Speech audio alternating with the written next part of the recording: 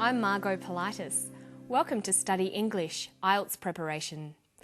Today on Study English, we're looking at adjectives. How do you use them? How do you order them?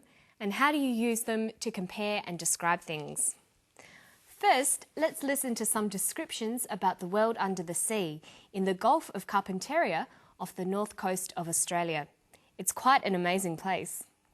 We know more about the surface of the Moon or the surface of Mars than we do about the seafloor. The seafloor remains the last unexplored frontier.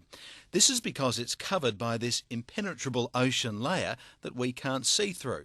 The only way we can see the seafloor is using sonar.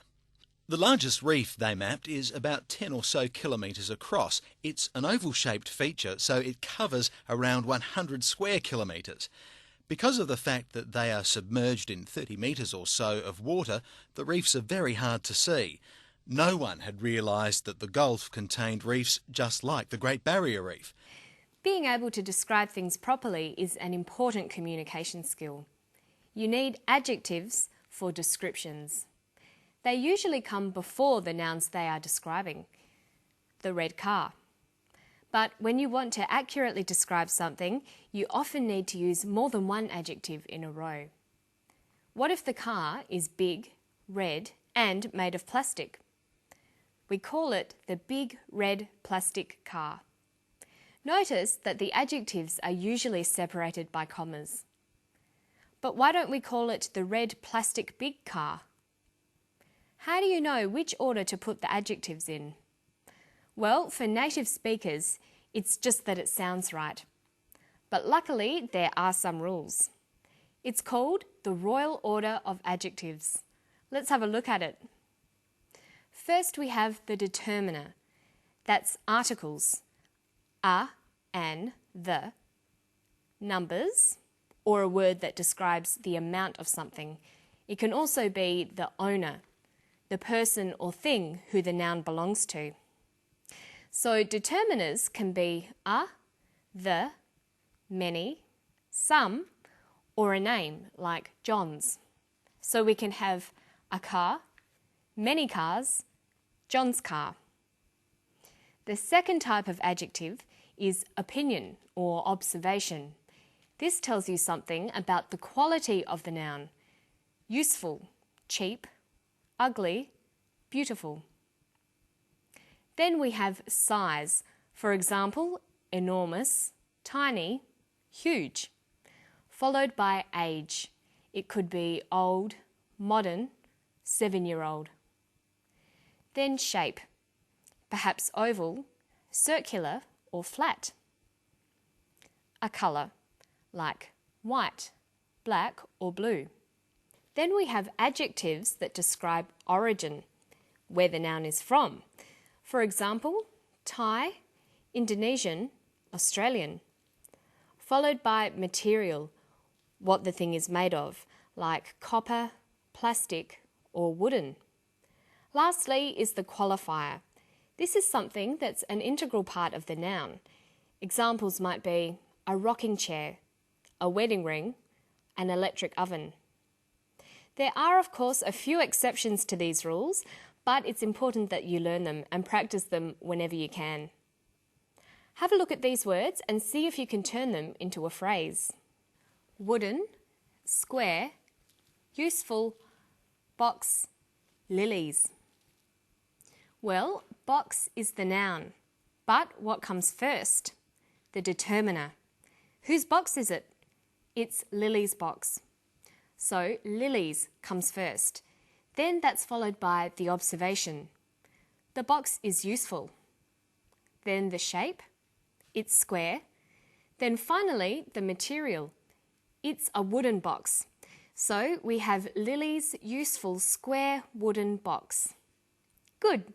Now let's listen to some strings of adjectives from the clip. The seafloor remains the last unexplored frontier. This is because it's covered by this impenetrable ocean layer that we can't see through. The largest reef they mapped is about 10 or so kilometres across. She calls the seafloor the last unexplored frontier. Let's look at that phrase. Frontier is the noun. The other words are describing the noun.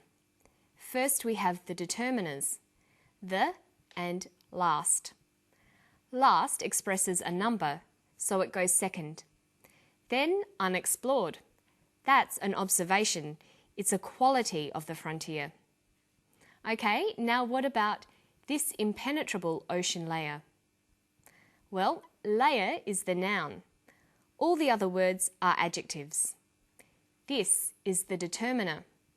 Impenetrable is an observation. It describes a quality of the ocean layer. Ocean here is the qualifier. Almost part of the noun, it's not just a layer, it's an ocean layer.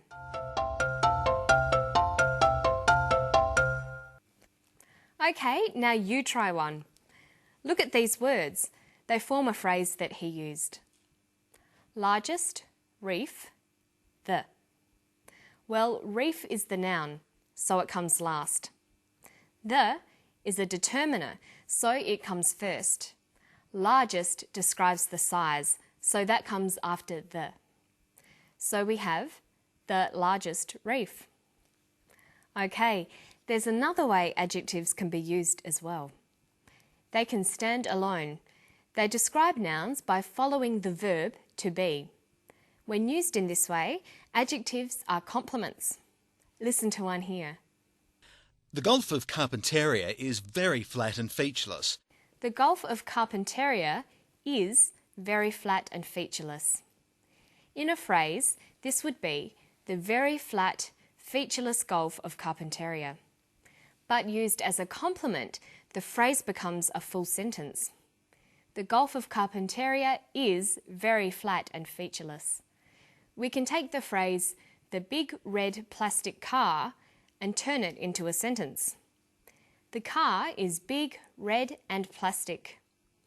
Notice that the order of adjectives still stays the same. Now let's look at how you go about describing things. It's often necessary to focus on particular features such as shape, size, dimension, weight, colour, or texture. The more you have built up your vocabulary of adjectives, the better your ability to describe things accurately. So you might write up adjective lists according to groups. To describe shapes, we can say circular, triangular, rectangular, spherical, but we just say square. It's also possible to describe something by saying it's like something common. So we can say something is egg-shaped or kidney-shaped. Listen. The largest reef they mapped is about 10 or so kilometres across. It's an oval-shaped feature, so it covers around 100 square kilometres. When you're writing, you should always aim to make your descriptions as accurate as you can. But sometimes you can't be exact and you need to describe something approximately. The largest reef they mapped is about 10 or so kilometres across. It's an oval-shaped feature, so it covers around 100 square kilometres.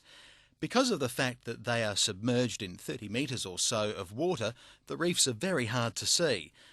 Dr. Harris uses the words about, around, or so with numbers. About 10 kilometres, around 100 square kilometres, 30 metres or so. Notice that the phrase or so always comes after the number, but the others all come before.